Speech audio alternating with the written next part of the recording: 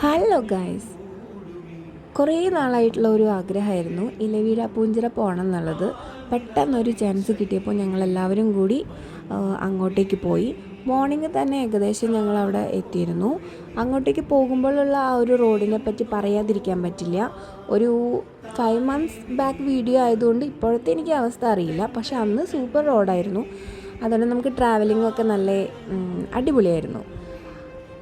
നമ്മളവിടെ എത്തിയിട്ട് car park ചെയ്തിട്ട് പിന്നെ അവർ നമുക്ക് വേണ്ടി ട്രക്കിങ് പ്രിഫർ ചെയ്യും. പക്ഷേ ട്രക്കിങ്ങിന് പോയി കഴിഞ്ഞാലും നമുക്കൊരു ഹാഫ് ഭാഗം മാത്രമേ ട്രക്കിങ് നമുക്ക് ഉപകാരപ്പെടുള്ളൂ. അവിടെ നിന്ന് വീണ്ടും ഇറങ്ങിയിട്ട് ഈ ഇലവീഴ പൂഞ്ചിറ എന്നുള്ള ആ ഒരു പ്ലേസിലേക്ക്, ആ ടോപ്പിലേക്ക് വീണ്ടും നടക്കേണ്ട ആവശ്യമുണ്ട്. അവിടെ കാല് മുട്ട് വേദനയൊക്കെ ഉള്ളവർക്ക് കുറച്ച് റിസ്ക്കാണ്. കുറച്ച് അത്യാവശ്യം വലിയ വലിയ കല്ലുകളും കാര്യങ്ങളൊക്കെയാണ്. പക്ഷേ ആ നടന്നു പോകുമ്പോൾ ഉണ്ടാകുന്ന ആ ഒരു ഫീൽ, അതൊരു നല്ലൊരു അനുഭവമായിരുന്നു.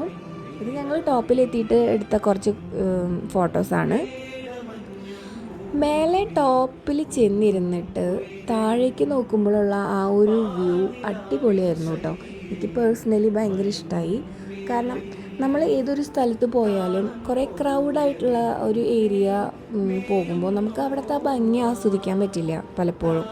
ഇത് ശരിക്കും ആ ടോപ്പിൽ നിന്ന് നമ്മൾ താഴത്തേക്ക് നോക്കുമ്പോൾ ഫുൾ കവറേജ്, ആ ഒരു ഇലവീഴ പൂഞ്ചിറയുടെ ആ ഫുൾ കവറേജ് കിട്ടും.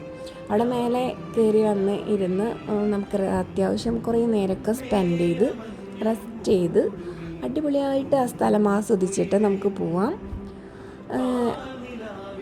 1 day ട്രിപ്പൊക്കെ പ്ലാൻ ചെയ്യുന്നവർക്കാണെങ്കിൽ പോയി വരാവുന്ന ഒരു സിമ്പിളായിട്ടുള്ളൊരു സ്ഥലമാണ്.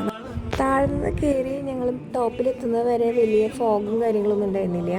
പക്ഷേ ടോപ്പിലെത്തിയതിന് ശേഷം അത്യാവശ്യം നല്ല ഫോഗായിരുന്നു.